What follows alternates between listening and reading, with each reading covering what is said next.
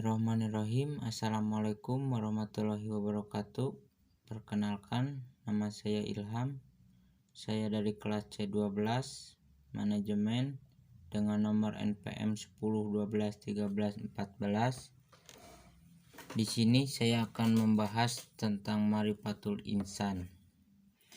Marifatul Insan merupakan suatu proses mengenali dan memahami penciptaan manusia oleh Allah Subhanahu wa Ta'ala.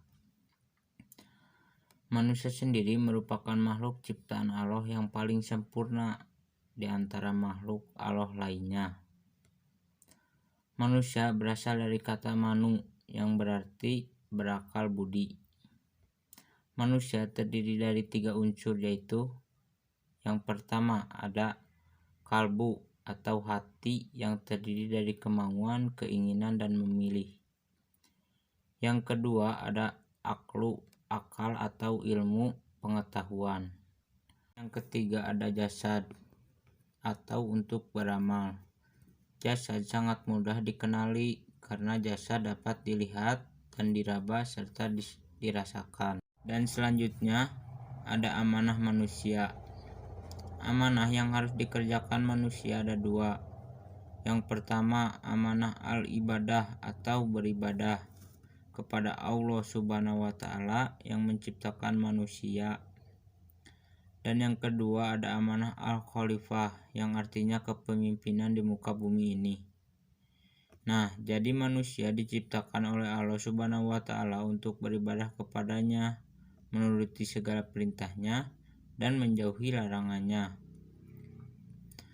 Manusia juga diciptakan di muka bumi ini untuk menjadi khalifah atau pemimpin yang baik untuk menegakkan hak dan keadilan di muka bumi ini.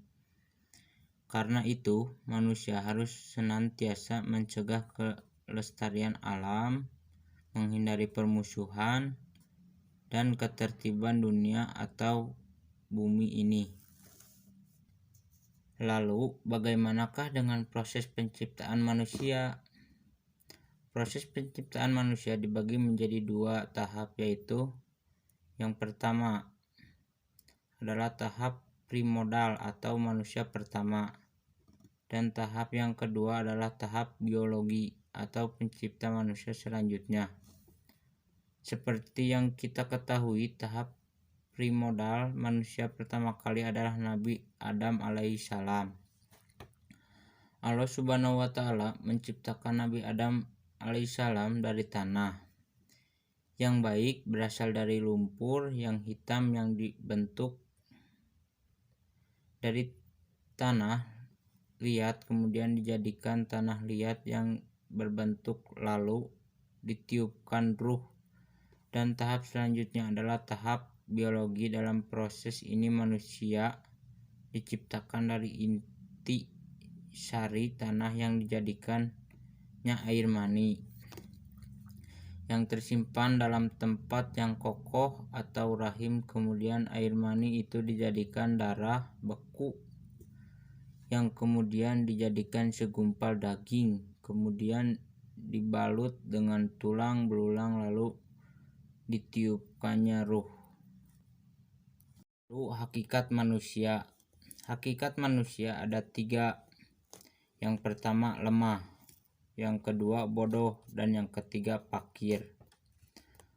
Maksudnya manusia diciptakan dalam keadaan yang lemah. Kelemahannya terutama dalam menghadapi godaan. Manusia juga diciptakan dalam keadaan yang bodoh oleh Allah Subhanahu wa Ta'ala, dan manusia juga diciptakan dalam keadaan yang fakir atau butuh. Lalu potensi. Potensi adalah kemampuan yang mempunyai kemungkinan untuk dikembangkan. Dasar potensi yang dianugerahkan ke manusia itu adalah ada 3. Yang pertama pendengaran, yang kedua penglihatan, dan yang ketiga hati. Lalu kepemimpinan. Kepemimpinan adalah sebuah amanah atau titipan kepercayaan yang Allah berikan kepada hambanya. Baik buruk suatu kepemimpinan disebabkan oleh pemimpin itu sendiri.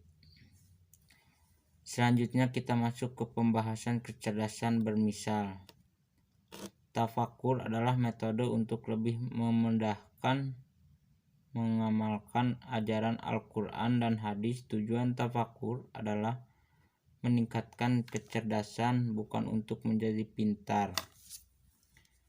Firman Allah dalam Al-Quran surat Al-Baqarah ayat 129 yang artinya, dan hanya orang-orang yang berakal yang dapat mengambil pelajaran. Lalu nafsul insan atau jiwa manusia. Jiwa manusia adalah pangkal kendali baik buruknya manusia secara keseluruhan. Manusia diberi kebebasan untuk memilih jalan takwa atau fujur. Allah Subhanahu wa Ta'ala mengilhamkan atau memberi kebebasan untuk manusia memilih jalannya sendiri. Apa itu jalan yang takwa dan apa itu jalan yang fujur? Jalan yang takwa adalah jalan yang diridhoi Allah Subhanahu wa Ta'ala, begitu pula dengan sebalikannya. Jalan yang fujur adalah jalan yang dimurkai oleh Allah Subhanahu wa Ta'ala.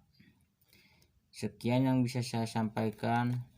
Wabillahi taufiq wal hidayah. Wassalamualaikum warahmatullahi wabarakatuh.